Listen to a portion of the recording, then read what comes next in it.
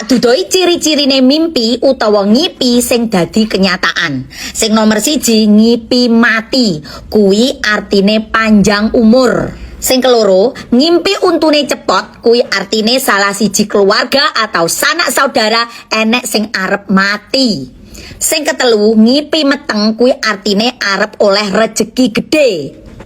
Sing kepapat, ngipi roh setan kuwi artine dhek duwe penyesalan utawa duwe rasa bersalah. Sing kelima, ngipi dicokot ula artine arep oleh jodoh.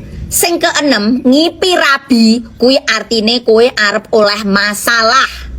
Sing kepitu, kowe ngipi gelut kuwi artine atimu ndongkol, butuh ketenangan. Sing kewolu, ngipi numpak jaran kuwi artine rezekimu lancar utawa kowe munggah pangkat.